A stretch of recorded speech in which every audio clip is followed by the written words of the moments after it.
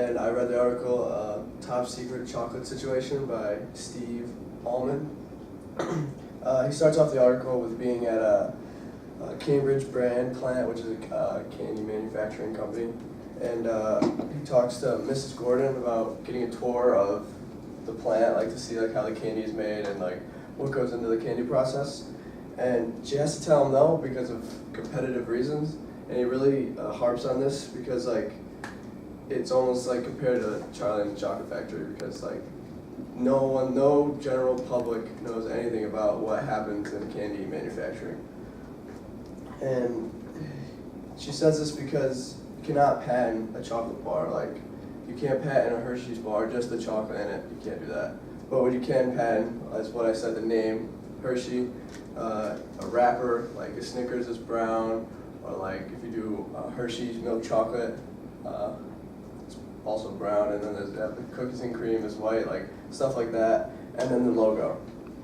Any candy you can think of has a logo. Skittles, Sour Patch Kids, the little guys that walk around and cause mayhem, like that's the stuff they have to worry about. And it even gets in more craziness that workers who come in to fix manufacturing machines, they are blindfolded till they're into the building and at the machine, unblindfolded to start working on the machine, and then re-blindfolded to leave. So nowhere in that process are they allowed to see anything else but the machine they're working on.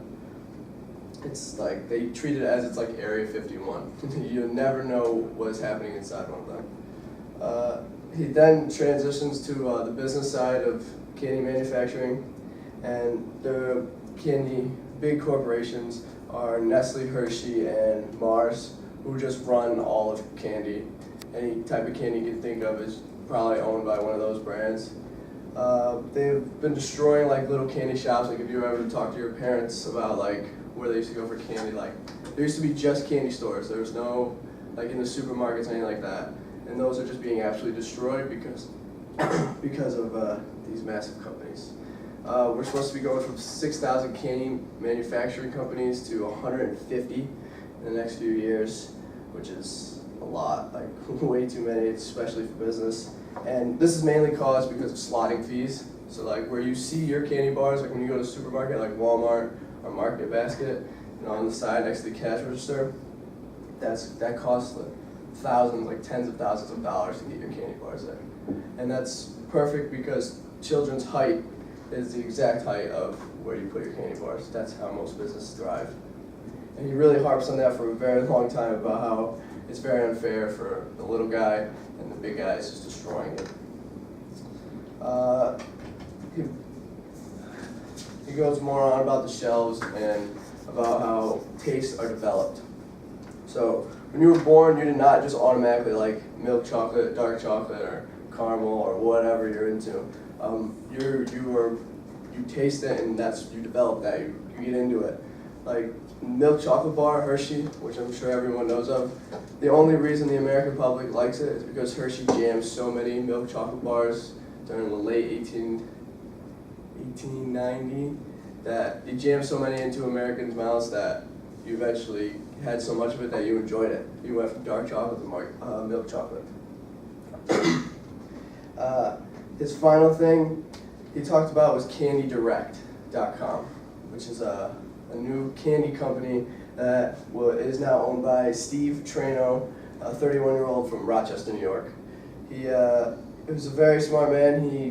Ever since like the age of 8, he was always trying to find a way to make money, like making something like arts and crafts and trying to sell it to his friends, like 1st and 2nd grade. So this guy decided that he had such a love for candy that he was going to find old candy that your probably parents or maybe you, like if you ever think of Hubble Bubble, like if that gum ever ran out or that business stopped working or something happened, he's the guy to talk to because he either finds the old recipes or he'll buy the rest of the old candy and sell it off.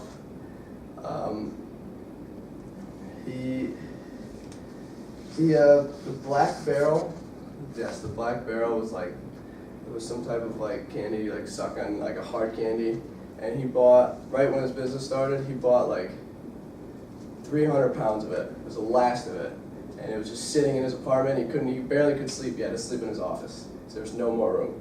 And he sold all of that within like 4 weeks, and now is a multi-millionaire because of his great decisions. That was the whole article. Thank you.